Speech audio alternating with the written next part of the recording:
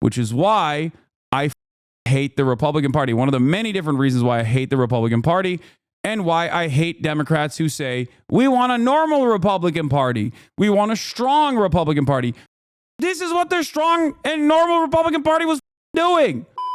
I think I'm scared, but I think that there will be some unrest tomorrow. I don't think that that is a wild thing to predict. I am genuinely fearful about this, but I do believe that there will be some unrest tomorrow because of the way that the Republican Party now operates, because of the way that Donald Trump has basically geared his base into believing that if he loses, or if it even seems like he's losing, then the election is stolen. Now, I don't know what kind of ground game they have in terms of like launching a Brooks Brothers style riot in each individual swing state, but it's definitely something that I am fearful of. I think it's not necessarily January 6th that we should be worried about, but more so Brooks Brothers is what we should be worried about happening in numerous states, in numerous cities. Do you think that a big repudiation with really high Dem vote count would make that more or less likely? Honest question. No, that would make it less likely. Especially if like Democrats come out in massive numbers and like all of the polling on low propensity voters was wrong, and it was actually the Democrats that were securing a lot of low propensity voters, which would be copium. I've never said that.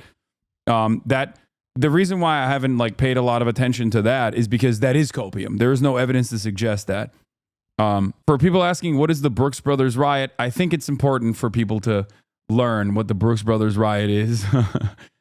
It seems like a lot of people don't know what this is, so I will explain it. Okay, this is from the 2000 election, and that is when they stole. Might be worth watching what you said on election night in 2020 when Trump tried the last time he was going to steal it.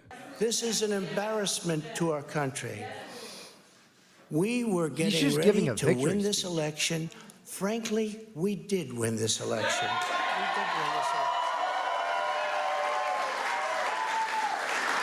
So our goal now is to ensure the integrity. This is a very big moment. This is a major fraud in our nation. We want the law to be used in a proper manner. So we'll be going to the US Supreme Court. We want all voting to stop. We don't want them to find any ballots at 4 o'clock in the morning and add them to the list. Okay? What? Oh, he's doing it. It's a very sad. The mad lad. It's a very sad moment. To me, this is a very sad moment, and he's doing it. We will win this, and we, as far as I'm concerned, we already have won it. So I just. Yeah. So this is legitimately scary. Okay, I can't begin to explain to you what kind of downstream consequences this will have. I hope that the governors and the states are ready for Donald Trump to do such a thing. So we'll see. Stop the count, stop the fraud, stop the count, stop the fraud, stop the count. This is the Brooks Brothers riot that helped make George W. Bush president. Some of the people involved in this a lot of the people involved in this were obviously Republican Party operatives. Some of the people involved in this became Brett Kavanaugh, a part of the United States Supreme Court.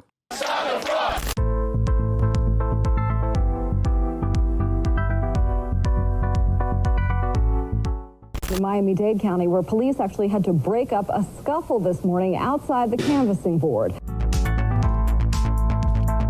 Actually, you know what? Let's do a deeper dive into this. Every 4 years, Americans across this great nation put our differences aside to join hands and collectively lose our fucking minds over the presidential election. Turn out for what? We singing Trump, Trump.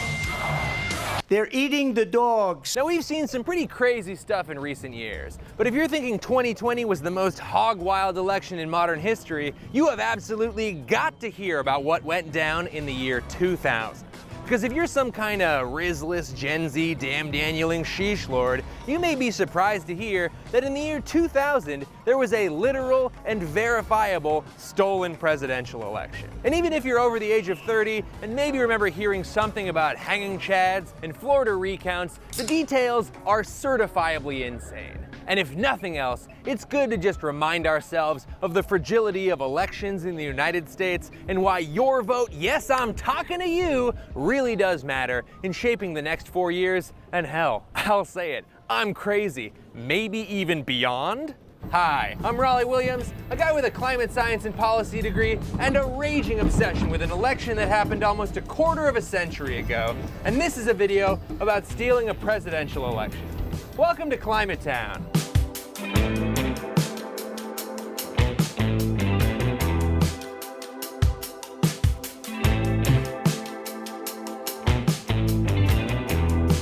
Yeah. A lot of people, especially younger people, are not familiar with the 2000 elections where the Republicans actually successfully stole the election. They lost the general vote. They lost the popular vote. And the only way that they were able to win the state of Florida was because George W. Bush's brother, Jeb Bush, was the literal governor, and the right-wing Supreme Court at the time allowed them to steal this election, and they successfully intercepted the recount process by starting what is known as the Brooks Brothers riot. This was carefully crafted and conducted by Roger Stone and many Republican staffers, including but not limited to Amy Covid Barrett and Brett Kavanaugh. In the year 1999, a significant portion of the country genuinely believed that when the date rolled over from 99 to 00, all of our computers would self-destruct, launch the nukes, and destroy America's economy. It was called Y2K, and it was a dumb thing to be afraid of, but in their defense, in 1999, computers looked like this.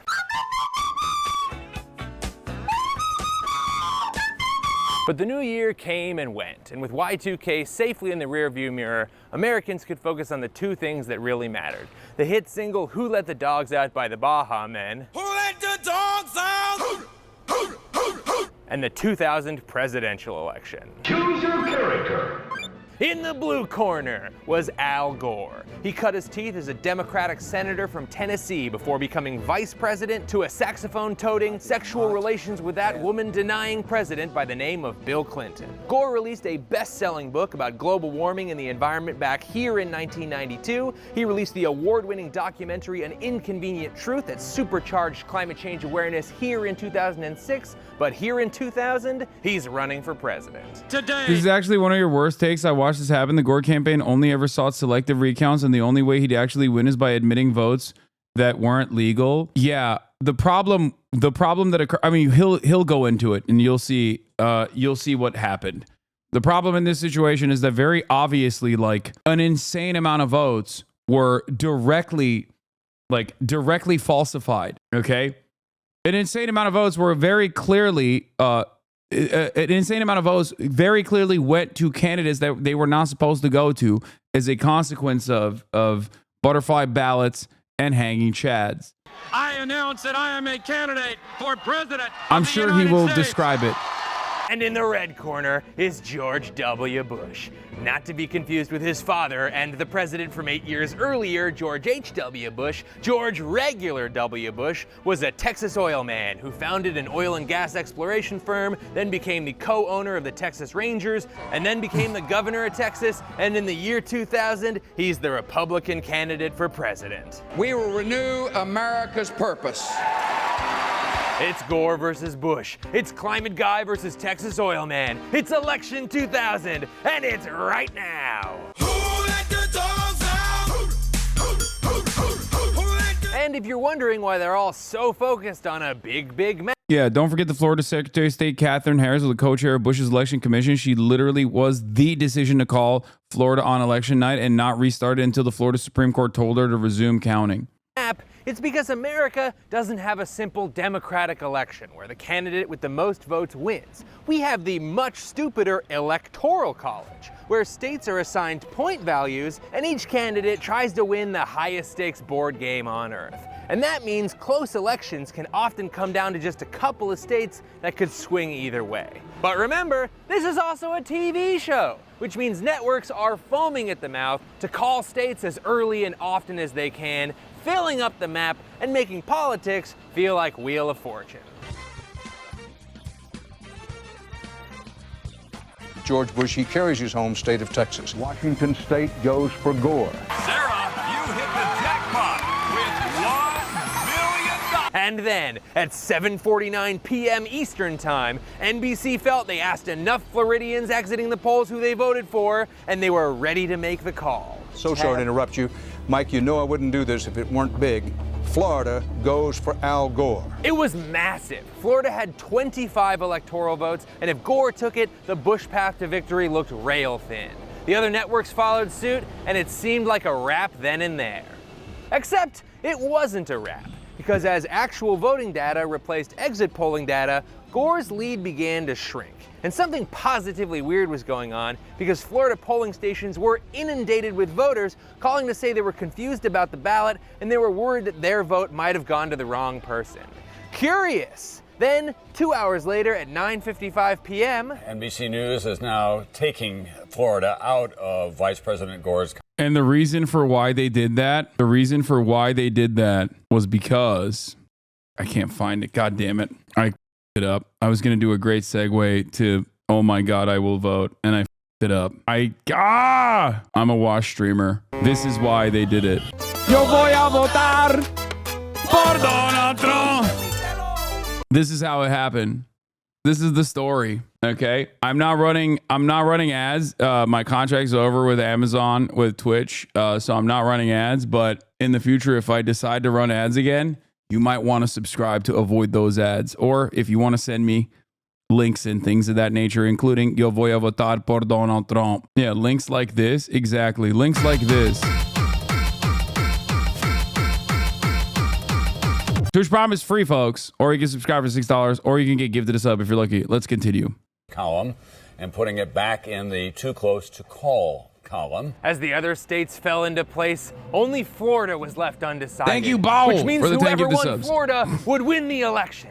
Then at 2:16 a.m., roughly 6 hours past their target demo's bedtime, Fox News now projects George W. Bush the winner in Florida, and thus it appears the winner of the presidency of the United States. The other networks followed suit, and Al Gore No, I see every message, including this one. was left sitting in a hotel room staring at every major news network in the country, telling him he had lost an election that all the exit polling data said he had won. So Al Gore picked up the phone, called Bush to concede, and then left to go deliver the official concession speech. The thing is, Hassan Surplus Value, Al thank Gore you. had not lost the presidential election. Yeah, and he would have known that if he had thought to call his own numbers guy, Michael Hooley, who was keeping careful track of the Florida vote. He said, we're at the War Memorial, and I asked why. And he said, we're about to concede. And I said, for what? We haven't lost. The whole thing was a clusterfuck in a number of ways, but most importantly, it was so close that it had automatically triggered Florida Election Code 102.141, legally requiring an automatic recount of all the votes in the state. This election was not over. But Al Gore didn't know that, and was literally walking to the stage to concede the election when his senior advisor David Morehouse ran his ass down and stopped him. The drama. Imagine that moment. I wish I had a clip of it. I don't, but I super wish I did. Luckily, HBO made a made-for-TV movie about the 2000 election, and it did include this goofy-ass reenactment. No, Mr. Vice President! Mr. Vice President! Mr. Vice President! Mr. Vice President? Mr. Vice President? Sir? I'm not going to keep Please, him waiting. Mr. Vice President. There's a problem with the numbers in Florida. That's amazing. And then, in the most awkward phone call of his entire life, Gore called Bush back to unconcede. As you can imagine, Bush was pretty fucking pissed. The conversation got heated, and Gore apparently ended the call with something to the effect of, "I don't care what your little brother says, this isn't over." And that's a pretty badass thing to say. It's also a little confusing, but in this case it makes perfect sense because George Bush's little brother is Jeb Bush. And in the year 2000, Jeb Bush was the governor of Florida. Uh-oh. I told my brother that we were going to carry Florida for him. Is that going to be a truthful statement? Uh-oh. It better be. So the race Jeb! It's Jeb! It's Jeb time! moved to the Sunshine State, where the 5.8 million votes cast in Please Florida clap. would be machine recounted to see if Bush's 1,784 vote lead would hold. And as the computers rescanned the votes, Bush's lead steadily shrank down to just 327 votes. But that's not all. There were an additional 171,000 ballots that the machines had just skipped because either they couldn't read any vote or they read multiple votes. Which makes sense if you remember the many, many, many calls on election day about confusing ballots and defective equipment. These are the same computers that we thought might fire nuclear weapons at Russia if they weren't sure what year it was. Good thing Florida state law says we'll take these 171,000 ballots and recount them by hand, right? Florida law, and the law in many other states, calls for a careful check by real people of the machine results in elections like this one. But Team Bush had a slightly different take. They wanted to not count any more votes. Yeah, they did a stop the count. Now, some of you probably remember when they did that exact same thing in the 2020 election. It was additionally funny, however, because on some states they were saying stop the count. In others, they were saying count the votes. It was very confusing, but that didn't stop Republicans from advocating for whichever position suited their purpose. The little problem that the Republicans had during the 2020 election is that, well, the Democrats were winning, okay? It's a lot harder to stop the actual normal process when the votes are still being counted. I don't know if they'll stop. I don't know if that is going to stop the Republicans from trying to stop this process this time around, but it's definitely a harder thing to do versus, oh no, the votes have been counted, it's over, you lost. And declared George Bush president immediately. And in situations like this, you'd hope there'd be someone to step in and say, get f***ed, we're counting all the votes. I'd even settle for a simple, sorry, but counting votes is how democracy worked. And that person should have been Florida Secretary of State Katherine Harris. Now, in a wild coincidence, the co-chair of George Bush's Florida presidential campaign was also a woman named Katherine Harris, and in an even wilder coincidence, it was the same person. That's right, both the Florida governor and the Secretary of State in charge of maintaining the integrity of the election had actively campaigned for George Bush, which is a really hard position to be in if you're Al Gore. Luckily, he did have one thing going for him. He got more votes in. I will say something that might come across as controversial, but I think the state of politics now is even worse than that. Like somehow where there's a direct conflict of interest there. But I think right now the state of politics is even worse than that, where like Donald Trump has put his loyalists in every position within the Republican Party. And now there is even a greater partisan split, and it doesn't matter. Like you don't even have to be related to Donald Trump at all. Okay, you can just openly be like, I'm an insane person, and I think the elections were stolen last time, and now I'm in charge. I'm tasked with like, I'm tasked with the election here. I'm gonna be doing, I'm gonna be sitting and doing the counting myself personally. Florida than George Bush did. That's right. We now know for sure that Gore got more votes in Florida than Bush. By kind of a lot. Unfortunately, some serious problems with Florida's voting system invalidated literally thousands of ballots that would have gone for Gore.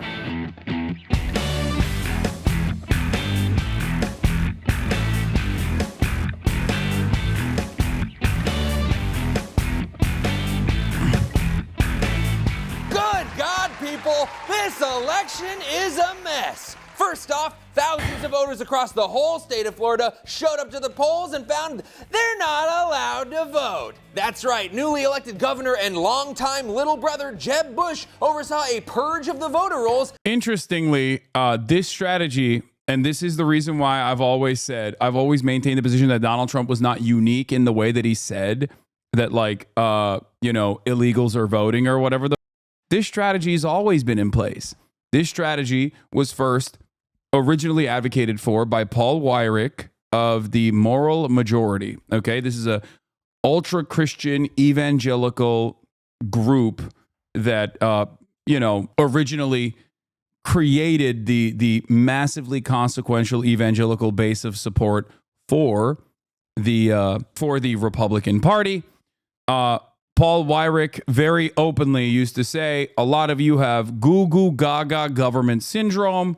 Many of you think everyone should go out and vote. You're stupid. Our goal is to stop people from going out to vote because, we don't want certain people to go out and vote. This is straight up the play. They've always been.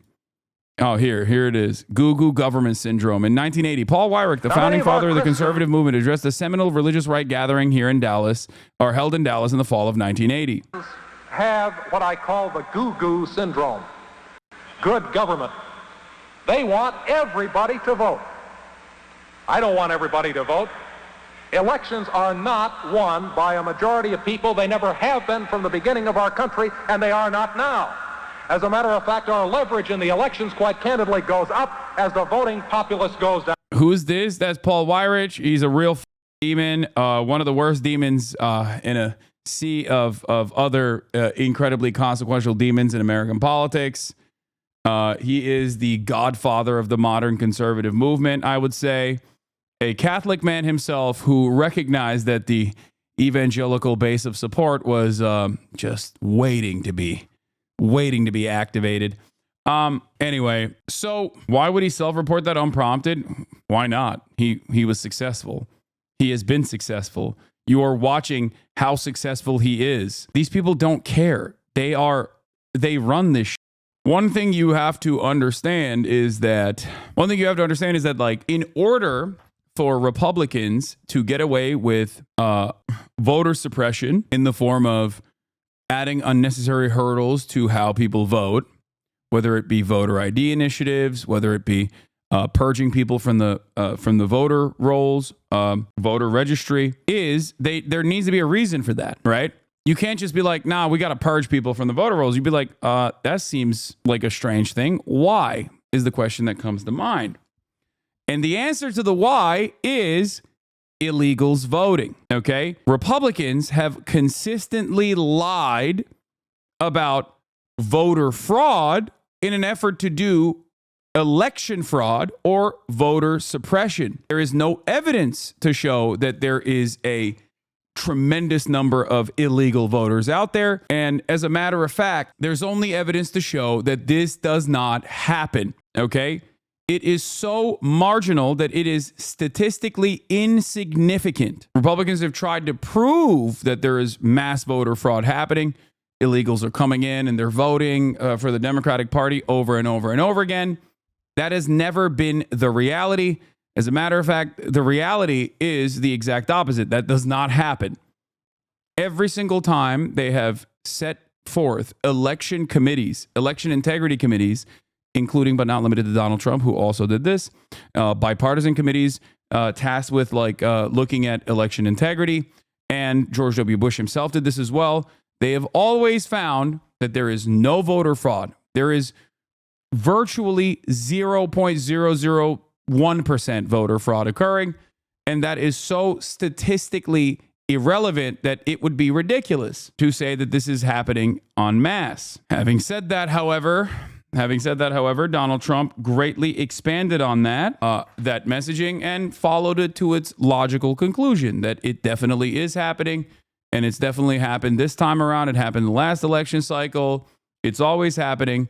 So I'm just not going to agree to the results of the election. And they're gearing up for that already.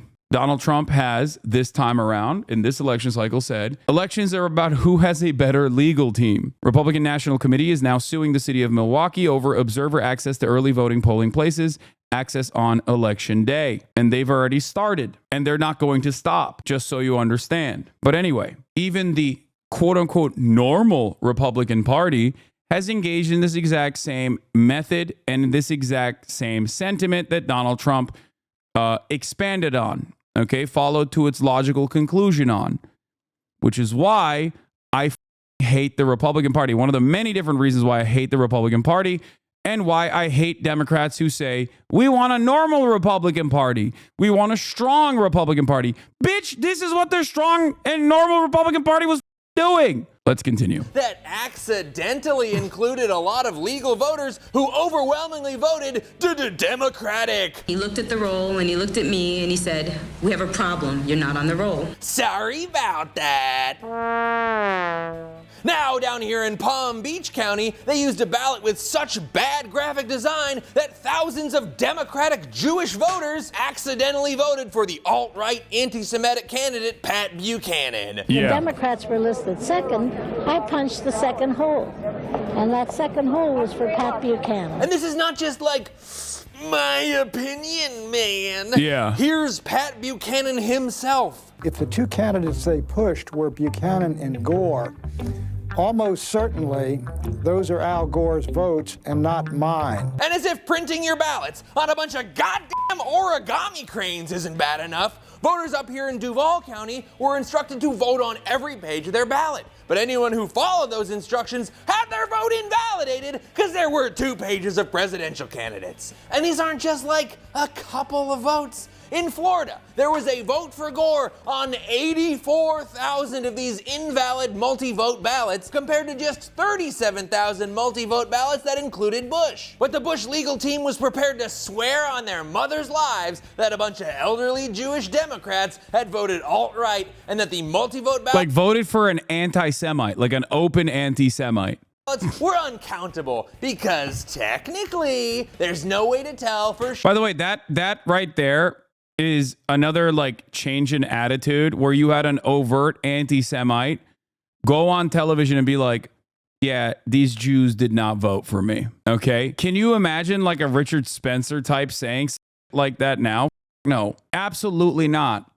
Okay. That guy was the OG alt-right guy. Now the alt-right is packaged directly under the MAGA banner. It's just not a thing. That's not can you imagine a Nick Fuentes type person saying that shit now? No, absolutely not. Sure who the voter was trying to vote for. Not even if the candidates were Al Gore and also popular write-in candidate Al Gore. You want to be ideologically pure, or do you want to win? Demon. They said we want to win. And under the time pressure, there seemed to be no practical way for the Gore legal team to contest any of those multi-votes, the accidental Buchanan votes, or the purge votes. That's thousands of votes flushed away, man. But wait, because there was a ballot issue that they could go after. In some counties, voters have to punch out little paper circles known as chads. It sounds simple, but sometimes that chad hangs on for dear life. And other times, that chad receptacle fills up so goddamn full that you can't punch yours out at all. Now you got yourself one of the thousands of pregnant or dimpled chad ballots that never got counted. But since these chad-stricken no votes could indicate just one candidate, the Gore team set their sights on hand recounting ballots with pregnant or dimpled or swinging chads, and in doing so, ushered in a dynasty of just the absolute hackiest talk show jokes. I had to go to the doctor today. You know why? I have a hanging chad. And so the entire 2000 presidential election basically came down to 61,000 ballots in Florida that machines thought were blank. Would they be counted or would they be thrown away? We'll find out next time. Just kidding, let's find out right now. The Gore team struck first by requesting recounts in just 4 heavily Democratic counties where they thought they'd uncover a boatload of dimpled and hanging chad ballots with Al Gore's name all over them. The Bush team immediately sues to stop the hand recounts on the grounds that Gore was selecting favorable counties. Gore counters in a televised address. I am also prepared, if Governor Bush prefers, to include in this recount all the counties in the entire state of Florida. Bush ignores the offer and doubles down on the lawsuit to stop the 4 recounts, but loses the case and the recounts are a go. Point Gore. But the Bush bench is deep. They had to let the recount start, but no one said they had to let it finish. So Secretary of State and Team Bush MVP Katherine Harris tightened the recount deadline, and Republicans worked to slow down the actual vote counting itself. They argued over every vote. Vote for 6 Republican Party challenges. 4 more votes for Gore. Election Supervisor Jane Carroll, a Republican, voted against this count. They had to shut down the counting temporarily because the canvassing board members had to run to court to go appear before the judge to talk about whether or not we were eating chads. Katherine Harris then attempted to stop the entire hand recount early. I've decided it is my duty under Florida law to exercise my discretion in denying these requested amendments. But was denied by the Florida Supreme Court. Undeterred, Katherine Harris follows up by stating she won't accept any recounts unless they're completely finished in the next 3 days. The Gore legal team says, hey, you can't do that, and the Florida... She's in jail, right? What? No, she was elected shortly after this. Supreme Court steps in and says, stop f***ing around, and gives them a week to do the recount. There was only one question left on everybody's mind. Who let the dogs out? Sorry, no. Who would win this election? With the recount in full swing, things looked very good for Gore. He picked up 93 new votes and virtually every single person that was involved in this process was elevated through the ranks of the Republican Party. Like almost every single one, including but not limited to 2 Supreme Court justices that Donald Trump put in the Supreme Court. Okay. Roger Stone was the one who implemented the Brooks Brothers riot, big Trump loyalist, as you guys know. He is like seen as a hatchet man and is seen as like a deeply unserious person in general now. But like every single person was like directly elevated through the ranks of the Republican Party for their loyal servitude. In Volusia County, and if their projections were right, Gore would win another 300 to 400 votes in Palm Beach, another 100 in Miami-Dade, and up to 500 in Broward County. Even on the low side, that would be enough to put Al Gore right back on top. Pretty good news for the remember how close this election is, okay? Remember how close this election is. Like, it literally... You lost your chance at a free sub? Wait, why? I'll always take it. Not only did Al Gore already win the popular vote, he would have won Florida as well if the recount process took place in the way that it was supposed to. And they were like, nope, not happening. The Republicans, on the other hand, weren't about to let a lead slip away. They devised a new method to ensure none of those votes got counted. In Miami-Dade, a young Roger Stone had teamed up with other Republican operatives, and while the hand recount was happening on the 18th floor of the Clark Center building, a horde of what appeared to be angry Floridian protesters stormed the building.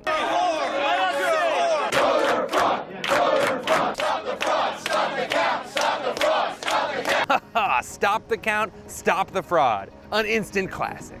This horde of men in suits, banging on windows and attempting to stop the count, stop the fraud. Disrupt an American presidential election would become known as the Brooks Brothers riot. After one of Gore's lawyers was chased down and harassed for the crime of having a sample ballot in his hand, the Miami-Dade canvassing board felt sufficiently threatened and they had had enough. They stopped the recount. And if you're wondering if this was a spontaneous bunch of protesters or some kind of group of Republican operatives trying to steal an election for their team, here's a picture I think can really answer that question. Yeah, Tom Pyle, Texas GOP official, Gary Malfus, GOP chief counsel, Rory Cooper, GOP congressional committee, Kevin Smith, GOP analyst, Steve Brody, GOP aide from Tennessee, Matt Schlapp, Mr. himself, okay, Mr. Sexual Favors himself, Matt Schlapp, Bush campaign staff at the time, Roger Moore's GOP aide, Dwayne Gibson, aide from Chuck Royal, GOP, Lena McConkey, GOP's, I guess, assistant, is that? No recount means no change in votes from Miami-Dade. But surely the Palm Beach County votes could go Gore's way, right? Yeah, they could have, if they had finished the recount. But since Katherine Harris was Secretary of State, she was able to move the Palm Beach County deadline up a day to the Sunday after Thanksgiving. So the Secretary of State has apparently decided to shut us down with approximately 2 hours perhaps left to go. And that's how she chose to exercise her discretion. We believe there are approximately 800 to 1,000 ballots left to count. So unfortunately, at this time, we have no other choice but then to shut down. The supervisor of elections needs to... I present to you Trump's legal argument.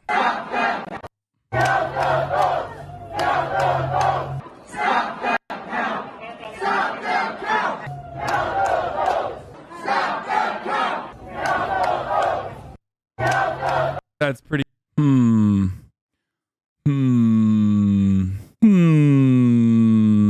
Seems like, seems like history just does not change.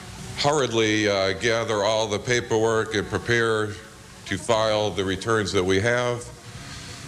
We certainly don't want to get anything in there at 5:01. Palm Beach submitted a partial recount, and Katherine Harris gave him the old 2 for flinching and rejected it for being incomplete.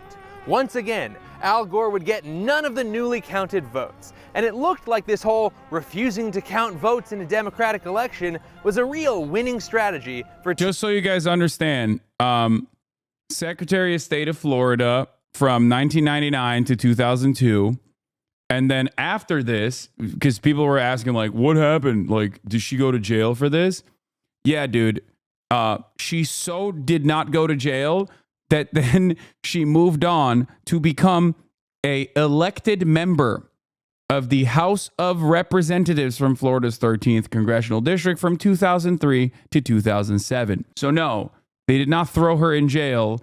They rewarded her, and she became a United States Congresswoman. Team Bush. I hereby declare Governor George W. Bush the winner of Florida's 25 electoral votes for the President of the United States. But not so fast, Jackson, because Team Gore knows how... Yes, the recount was going to flip it to Gore, and she moved up the deadline while knowing they wouldn't be able to hit the deadline. So in doing so, she invalidated the recount entirely, handing Bush Florida with a margin of victory of 537 votes and thus the presidency. And for those of you who were too young to remember, despite the fact that George W. Bush is now seen as like a hero by liberal circles because liberals are disgusting in the way that they whitewash war criminals, George W. Bush's administration was significantly more consequential for American domestic policy and American foreign policy, i.e. the entire globe's policy, than Donald Trump. This is why I will never agree with people who say Donald Trump is worse than George W. Bush.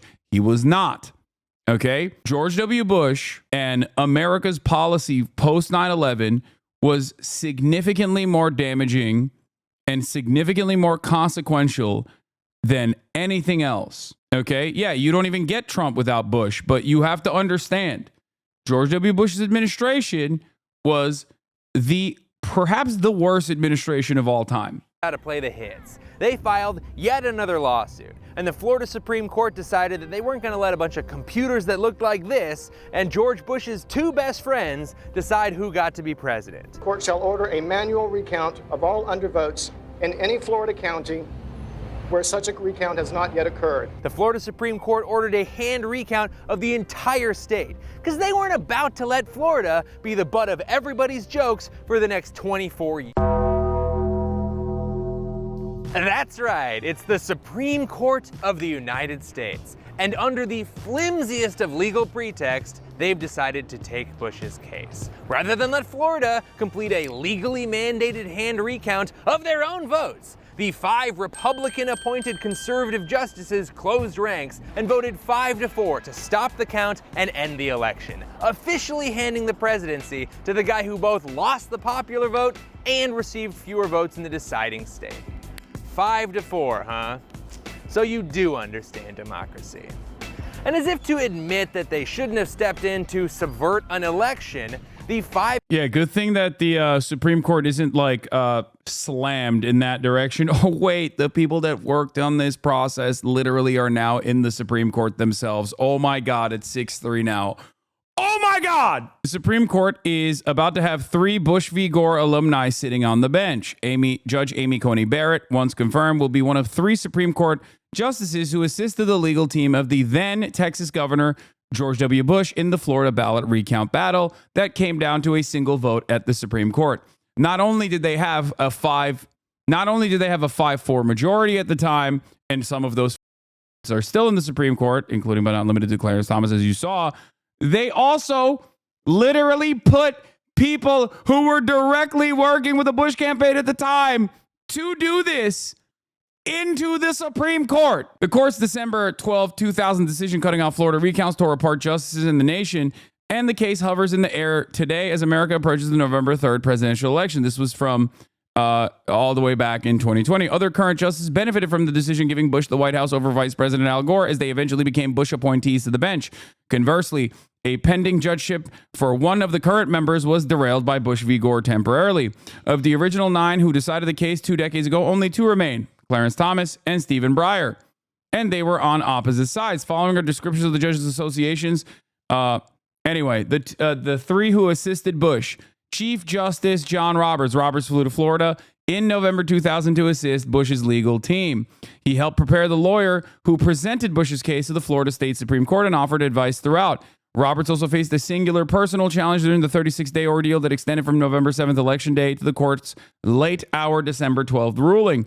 Then in private practice, Roberts was preparing to argue before the justices in a separate business case on November 29th, and within days in December, the baby boy he and his wife had planned to adopt was born. Justice Brett Kavanaugh. He was in private practice in 2000 and helped the Bush legal team. He wrote on a 2018 Senate questionnaire that his work related to the recounts in Volusia County, Florida. Amy Coney Barrett herself wrote on the questionnaire she submitted to the Senate on her Supreme Court confirmation review. One significant case on which I provided research and briefing assistance was Bush v. Gore. When you look at the situation presented to you, like in front of you, and you're like, why does seem worse every year? Understand that this machine has set forth decisions long before you were born that is marginally making it worse every single day. This is the long con. Okay? That's it. Just like the Roe v. Wade decision. Endlessly consequential and unimaginably unpopular, the Roe v. Wade decision. Every single person that was appointed under the Trump administration lied and said that this was a super precedent, including but not limited to Amy Coney Barrett. Lied to the American public and lied to Congress. They said they would not overturn it. They said it was too popular. They said there was too much legal precedent to defend it. They said it was a super precedent. What did they do? Lo and behold, once they became Supreme Court justices, they overturned it. That decision did not happen overnight. The Federalist Society wanted to do this for almost 40 years.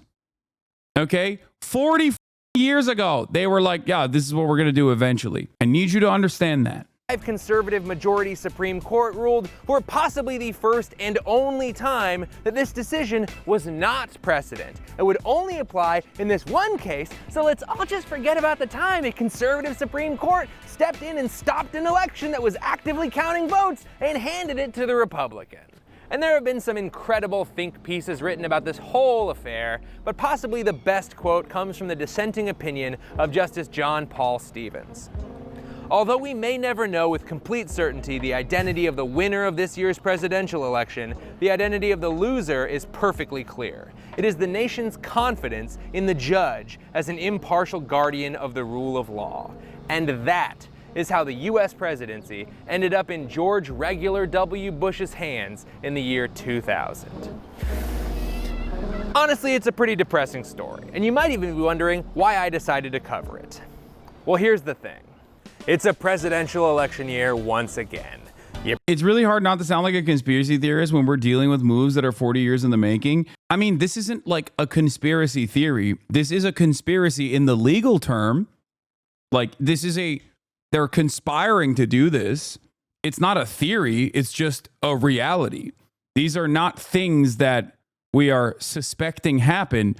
These are things that were openly being communicated for multiple decades, and we're watching it unfold in front of our eyes. It's like, it's just the reality. You probably wish it wasn't. And the reason why I'm going through this process and explaining to you step by step how it has happened in the past, and trying to explain to you how worse things have gotten since then, is because I want you to understand. I want you to have the tools to analyze what happens tomorrow potentially. Okay, this is a big part of what I do, contrary to what my naysayers might claim I do. This is my job. This is what I am tasked with doing, which is to explain to you historical context as to why certain things are slated to happen. Okay, that's the goal here. Hopefully, your takeaway is we must not repeat the mistakes of the past. That's the goal of giving you historical context. And after hearing me smash through all the ways the 2000 election got absolutely borked by some little brothers and a bunch of the guys from that scene in Wolf of Wall Street, you might even find yourself thinking, what's the point in voting when these dudes can just come in and swipe an election? But here's how I see it. The biggest problem with the 2000 election was that it was too goddamn close. Sure, this kind of thing is exciting as hell. Is this the dagger? But this is the election for the President of the United States. And when we're trying to finally double down on the biggest pieces of climate legislation ever, we don't want a buzzer beater. We want to win by 40. We want a blowout. We want to light the scoreboard up so hot it becomes self-aware like in the movie Space. But you guys understand, like, why. I hope this helps you kind of come to terms with why I'm so critical of the Democratic Party's messaging on this stuff whenever they say dumbass, like, we want a strong Republican Party. Okay? There is nothing that frustrates me more than watching the party that I'm supposed to be in favor of, supposed to be in support of, the party that is supposed to closely align with my values, maybe not with the entirety of it, but like still the party that is supposed to be the counterbalance against like the endless creep towards fascism, openly priming their base to normalizing this kind of. Because every single time you hear Nancy Pelosi say things like, we want a strong Republican Party, we want the Republican Party of the past, this is what they're pointing to. This is what the Republican Party of the past did. And the only reason why you say stuff like that is because you either forgot what the Republican Party of the past did, or because you want to effectively prime your base into, hoping and dreaming that there is a different Republican Party out there. Project 2025 doesn't end with defeating Trump. It ends with defeating the whole Republican Party. Exactly. Thank you. That is why my analysis on Project 2025, I've been talking about that for a year plus at this point, has always been Project 2025 is not new. A lot of people focused on it, and it's been an effective way to campaign against the current Republican Party. But you have to understand, Project 2024 and 2026 is the same. Donald Trump was implementing Project 2025. How much do you blame the media for this mess? 2000, I blame them a lot, but even in this year, the media always takes the right-wing framing. It kills me. Yeah, it's never stopped.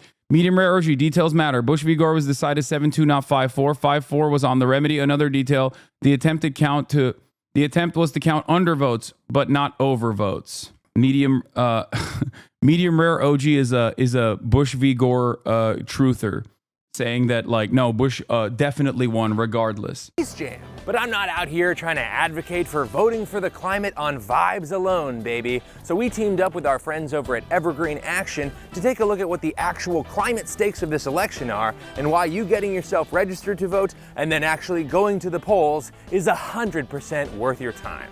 All right. So the rest of that is about climate change policy, which, you know, I have I've talked about, but like I wanted to specifically cover the aspect. I wanted to specifically cover this aspect. Okay, due to such a lib, he is fantastic. Okay, you guys are go support our boy. He's amazing. Climate Town rules. You're so wrong for saying that. I love them. I think he's great, and it's. I will not allow any shit talking to take place. Yeah, my bad, dude. He cares about. He cares about hoping. He cares about trying to stop anthropogenic climate change. But I know, what a lame ass, dude. He does not want the next generation to just like die out the womb. It's really lame of him.